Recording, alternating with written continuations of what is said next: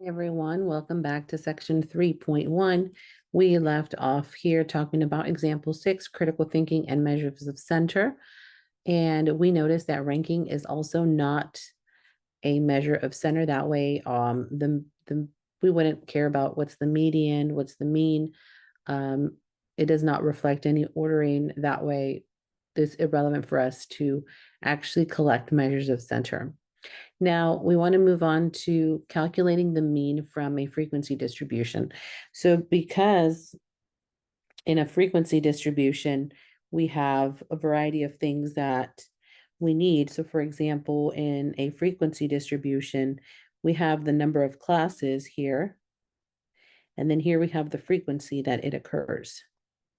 So what we did is that there's a way to calculate the mean from a frequency distribution. And how do we do that? Well, what we need to do is we need to first multiply each frequency and class midpoint and add the products. So for example, this is going to be resultant, and we're going to add the sum of the frequency. So this would be your cumulative frequency.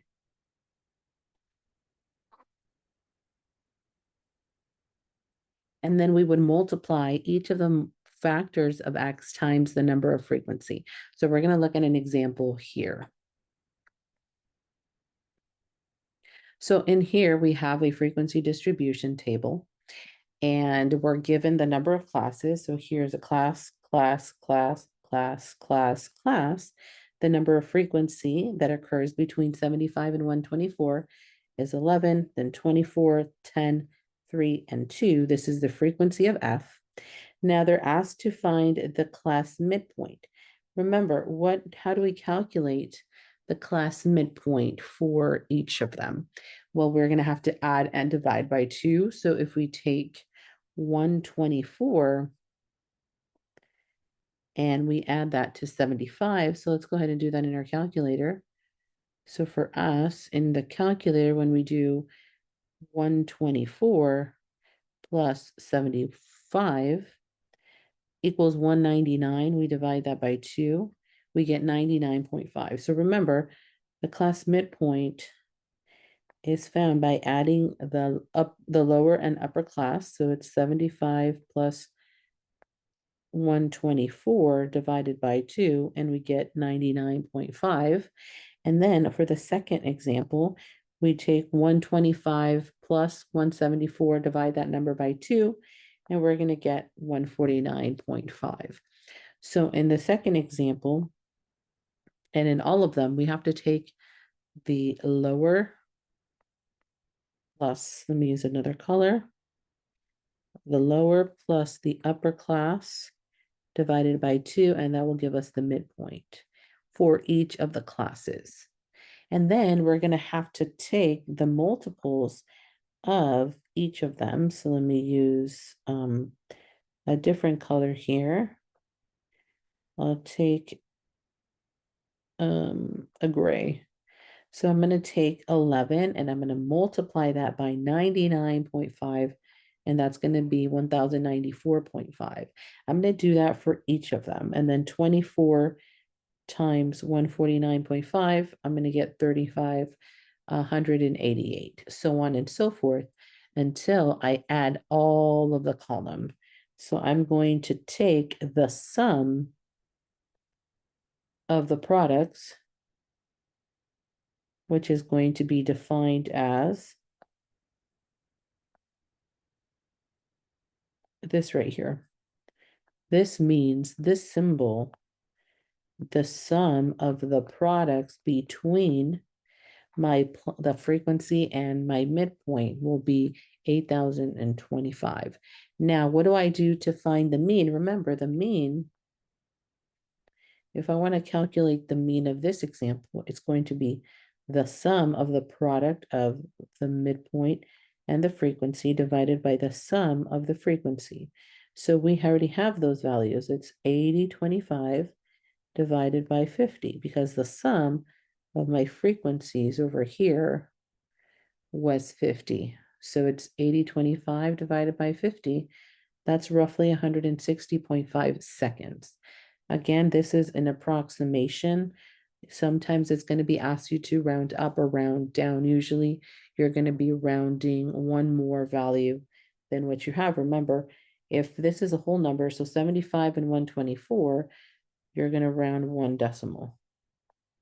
So the round off rule for mean is one more than the original data.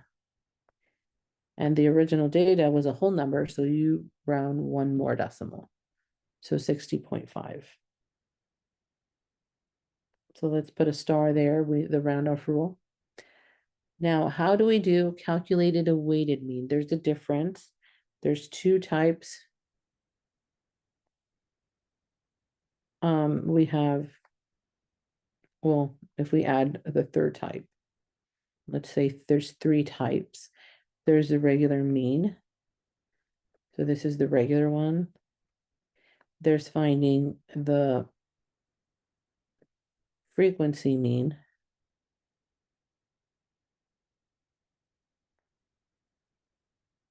The frequency, and then there's the weighted mean.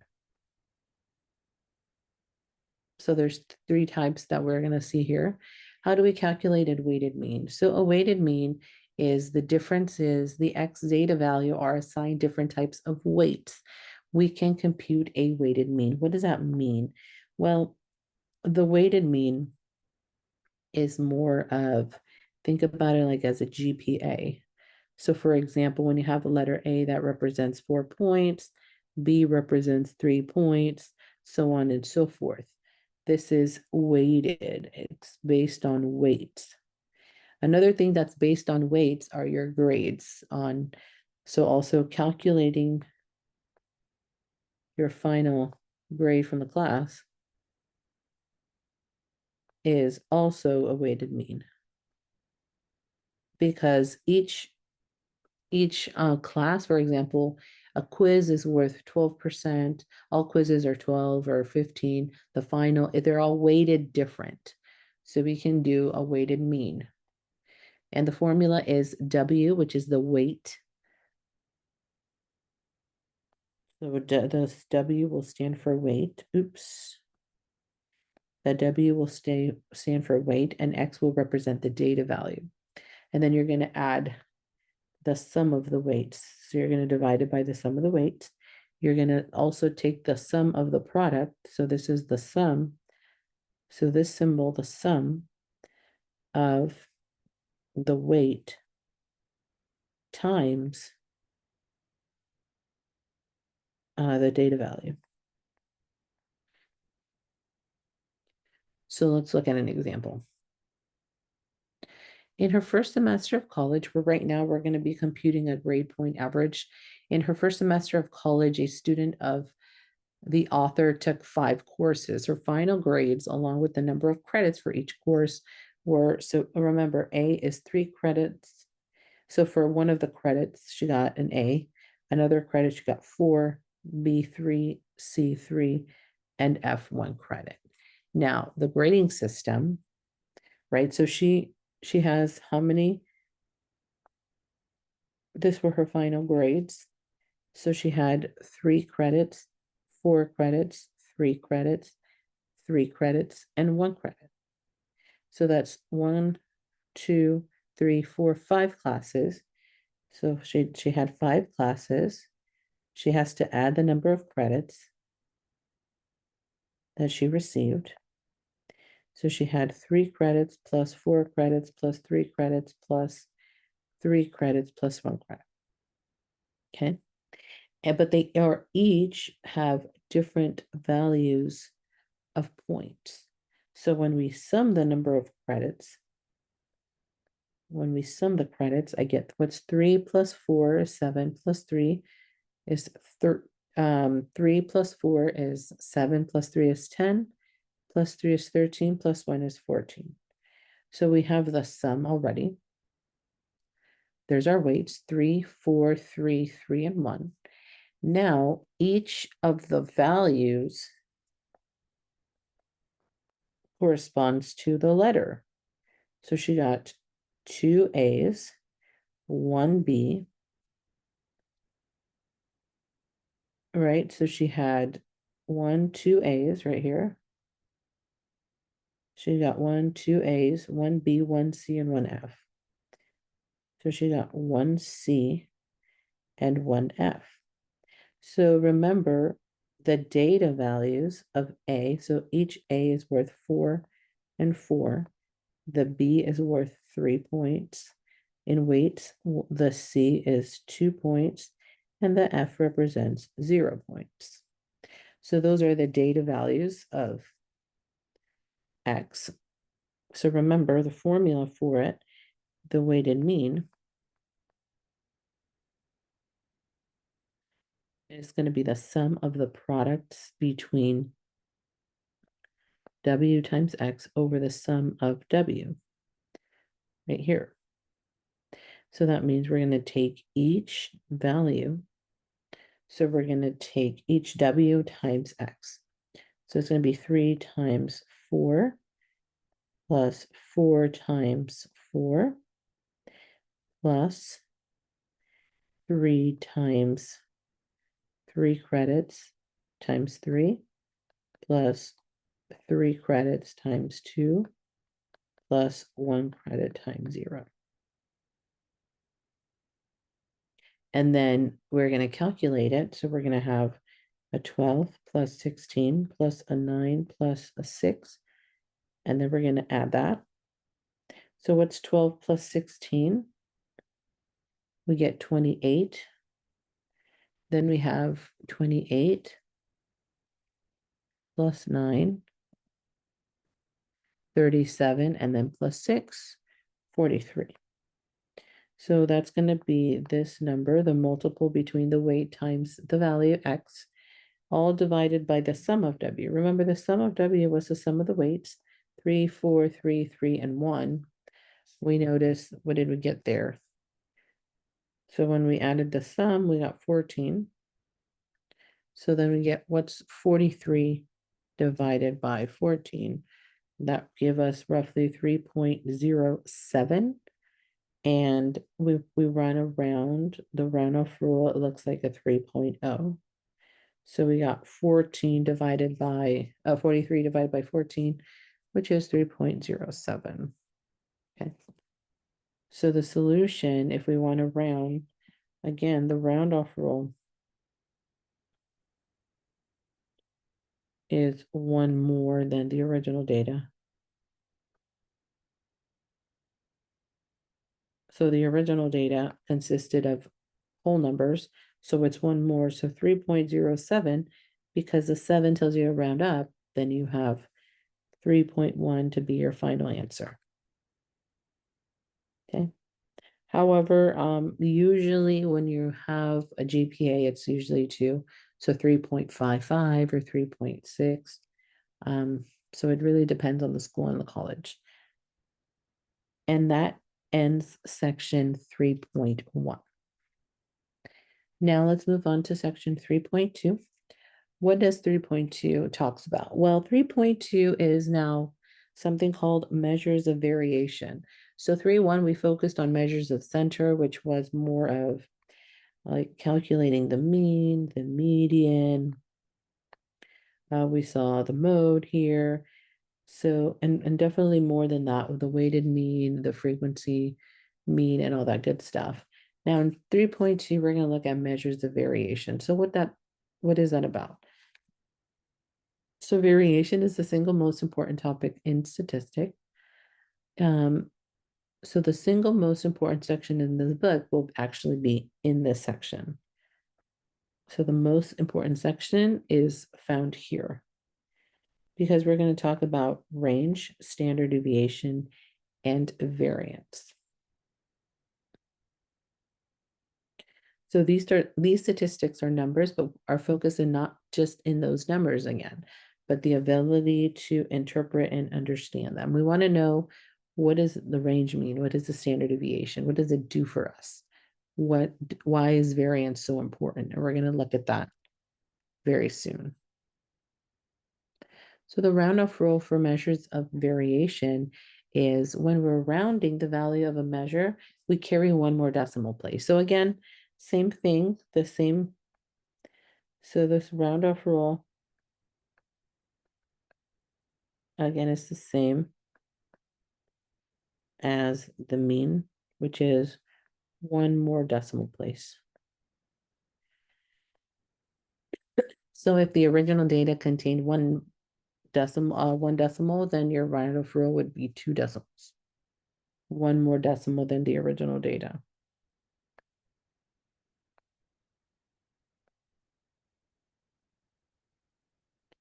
What is the range and how do we calculate the range? Well, the range of a set of a data value of a set is actually the difference between the maximum data value and the minimum data value. So let me give you a brief example. So if I have data of, I don't know, let's say 13, and this represents, let's say, ages of middle school students, middle school. Are they in middle school 13? 6, 11, yeah, of middle school students. So let's say we have a 13-year-old, 13, 11, 12s, 10s, and they're not in order. I have a few, well, not 10, let's say 11, 12, 12. We have another 13-year-olds, and I don't know, let's say a 14-year-old. Let's say that there's a 14-year-old that his birthday was early. So if I want to calculate the range, I would take 14 minus 11, the maximum value of my data minus the minimum value of the data. So the range is 3. That would be my range. What is the important property? Why is it important? The important usage of a range is we only use the maximum and minimum values. So this one is actually very sensitive to extreme values. So we talked about resistance in section 3.1. We noticed that the mean is non-resistant.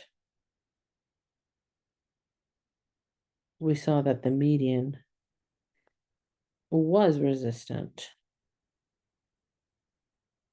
And what do we notice now? That the range is non-resistant.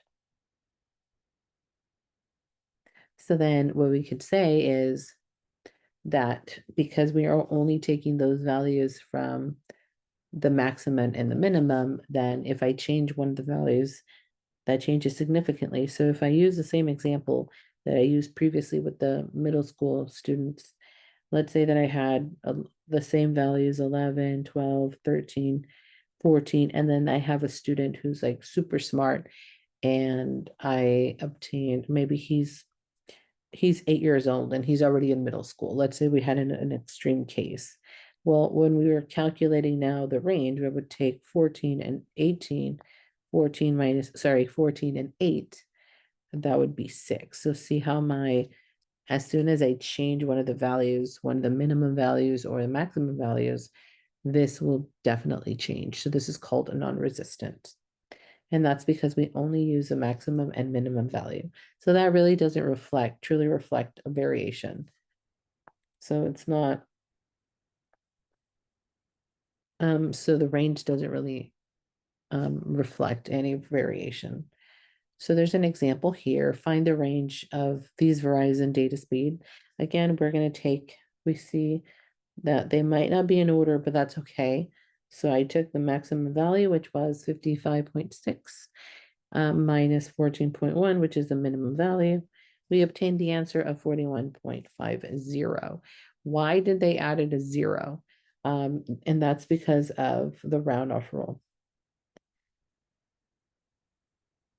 So we started with 1 decimal. The initial data was 1 decimal, 1 decimal, 1 decimal, 1 decimal, 1 decimal. We subtract, and then we would get 41.5. But if I add a 0, that will give me my round off rule because it's 1 more decimal than the original data. So technically it's still 41.5 is the same as 41.50, but just to reflect that round off rule. Let's look at standard deviation of a sample. The standard deviation, what does it represent? What does it do? Standard deviation is what are the most important topics of this entire semester, entire 8 weeks. So please make sure that we understand the notation, which is very important for us. So the standard deviation is represented, denoted by the letter S, which measures how much data deviates around from the mean. S is the sample of standard deviation. Again, we have standard deviation from a sample. There is a standard deviation for a population, two different things. So S is a sample standard deviation, where sigma, this is S, this is sigma.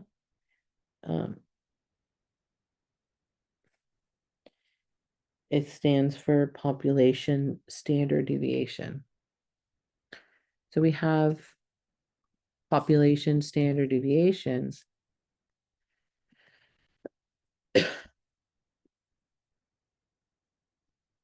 And we have this sigma notation. This is called sigma. And you're going to say, okay, well, which two? This is also sigma.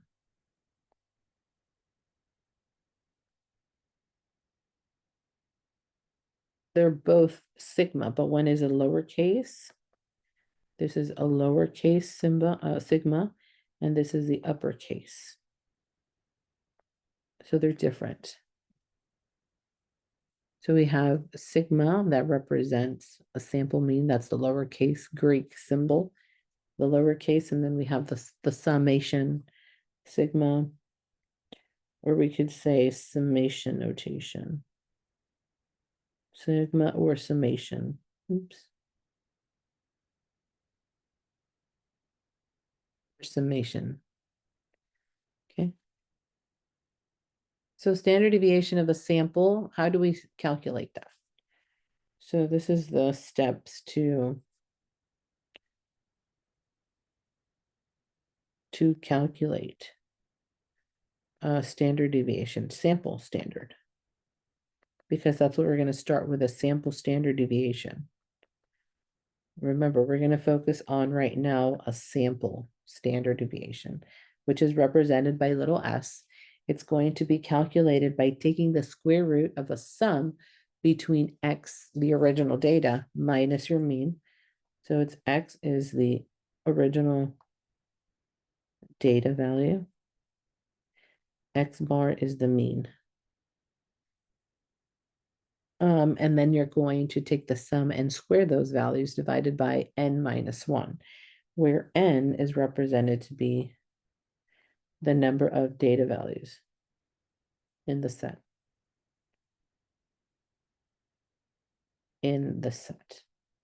So there's also a shortcut. We're not going to use a shortcut. We can actually are going to be using our calculator, our calculate 81, calculate 84, sorry, to find the standard deviation for us. So we're going to talk about that. We're going to be using our calculator here. So what is the important properties of standard deviation? The standard deviation is a measure of how much data value deviates from the mean. So it's very important to first calculate the mean, because then we're going to notice how much it deviates. This measure of variation, standard deviation, is one of the methods of finding variation in your data. The values of a standard deviation, S, is never negative. If it's 0, then that means that all of the data values are exactly the same, so that there's no variation. So this is when, what happens when your sample standard deviation is 0, that means that all data values are the same, are equal. So how would that look like? So for example, if I get the ages of middle schoolers, but they, let's say, for a single grade,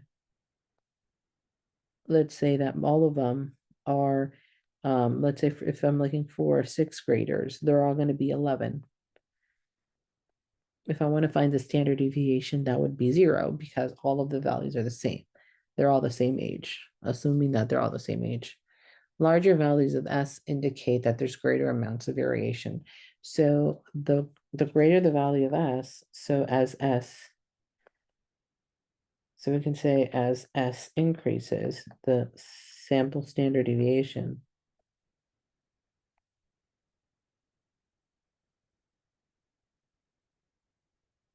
as it increases, we have more variation.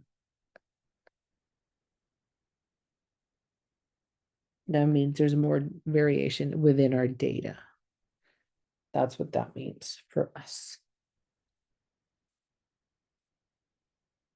Another important property of standard deviation is that the standard deviation S can increase dramatically with one or more outliers. So again, S can increase dramatically with one or more outliers. So if my data increases dramatically, then that means that we have outliers that will impact our data. The units of the standard deviations are such as minutes, feet, and pounds are the same as the units of the original data. So your units do not change. So your units, so the units of the data do not change when calculating standard deviation.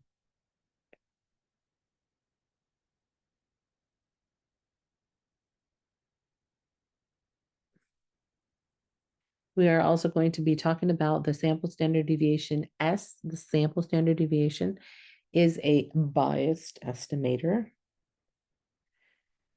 What is a biased estimator of the population standard deviation, sigma, which means that the values of the sample standard deviation S do not center around the values of the population standard deviation. So we can say that the sample standard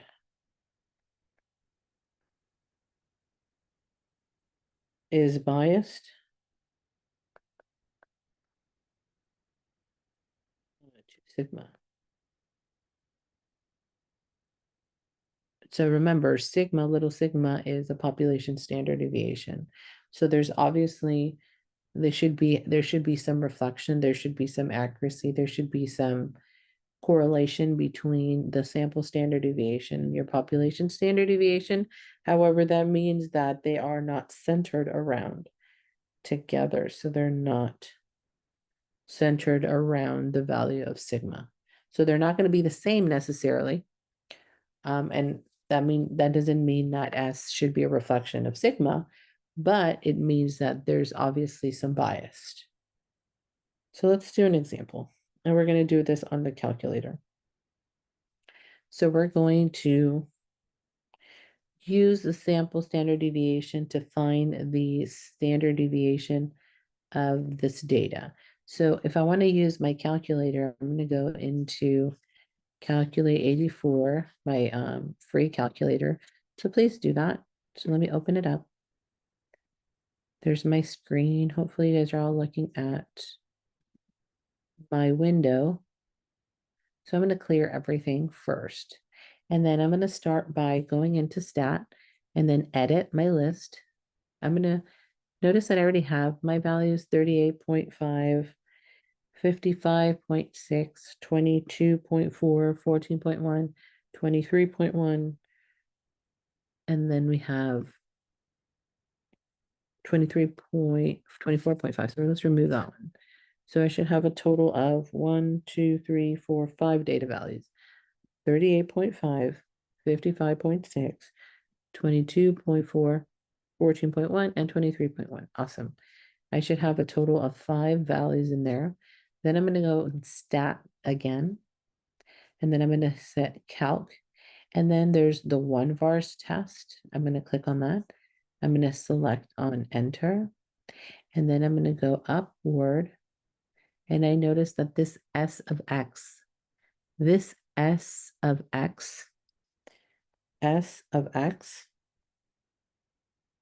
means sample standard deviation.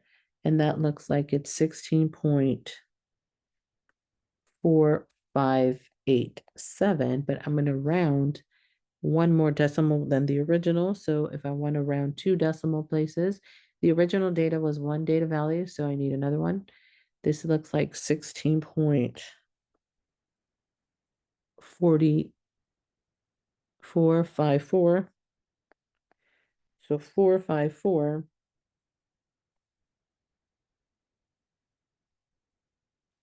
will round to 16.45 because the round off rule says one more than the original data. So when we calculated one VARS test, we go under S of X. SX represents the sample standard deviation.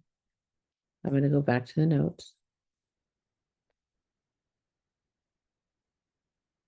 And there it is.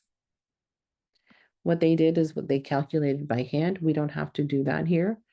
We're not, I'm not requiring you to do it by hand. You can just use your calculator or use Calculate 84 for free online, which I recommend you to do. And then again, we got our answer to be 16.45 megabytes. So the units did not change. Remained. Because again, the units remain to be the same as the original data. So what is the rule of thumb here? The range rule of thumb is represented by a crude but simple tool for understanding and interpreting the standard deviation. So the vast majority, such as 95% of the sample values, lie within 2 standard deviations away from the mean. So what I'm going to do is we're going to talk about what does it mean to be significantly low, significantly high, or values that are not significant. So the first thing we want to identify is the range rule of thumb is that 95% will lie within 2 standard deviations away. So let's say that I have, you're going to see this very often. This is a standard normal curve, or a standard normal distribution, which you already saw in chapter 2. This is a standard normal distribution. And they're saying that if this is my mean right here. This is the center of my data. This is my mean, my sample mean. Within 2 standard deviations away. So let's say this is 1 standard deviation away. This is 2 standard deviations away. So 2 standard deviations away means that the area under the curve is roughly 95%, which is true. Roughly 95% of the data will lie within 2 standard. So 1 standard. So from the mean, 1, 2, 1, 2. 2 to the right, 2 to the left. That's what this means. Now, there are things that are called significantly low values, where it's the mean minus 2 standard deviations away or lower. That means that you are significantly low right here in the corners. The values that are over here, less than 2 standard deviations away, this is significantly low. And then we have, of course, to the right. So this is mean minus 2 standard deviations away, mu plus 2 standard deviations away. And that's going to be maybe a different color. Let me try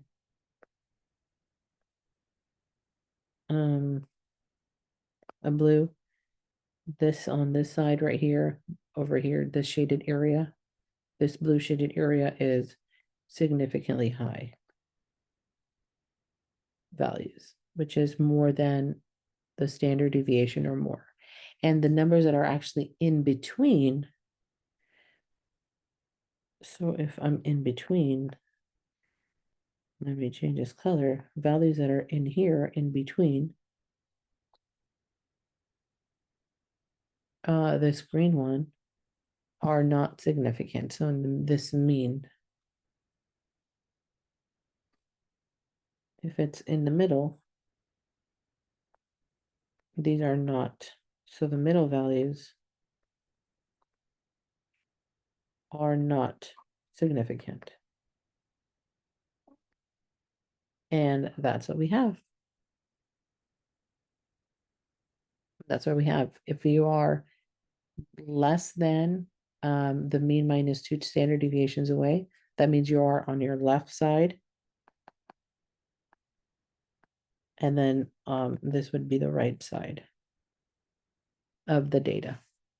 So for example, the peak, kind of the tail of each. So we also have another way for estimating the standard deviation, very vaguely a rough estimate, which is not necessarily as accurate as the first example.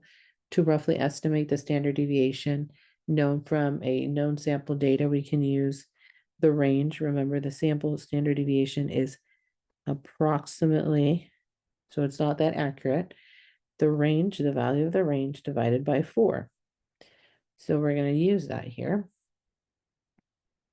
So if we wanted to use the example from the Verizon example, we can say, okay, well, what's the range of that? The range is the maximum minus the minimum value. So let's do that. Let's go back to the example of the Verizon. 55.6 minus 14.1. So if we calculate 55.6 minus 14.1, we get 41.5. So right now we're calculating a rough estimate. We said 41.5 divided by 4 because that's what we're doing. 41.5 divided by 4, that gives us a rough estimate of 10.375, which is roughly the round off rule was bump up, so it's 10.4. So see the difference? The original sample standard deviation was 16.45 versus the rough estimate was 10.4. So they're off, right? Again, that's where we see this as a big difference. It's a rough estimate. Now, when we're looking for the standard deviation of a population, what's the difference? Well, the difference is now you're looking at this lowercase sigma, where instead of dividing by n minus 1, we divide by big N. Big N is the total number of values of your population size.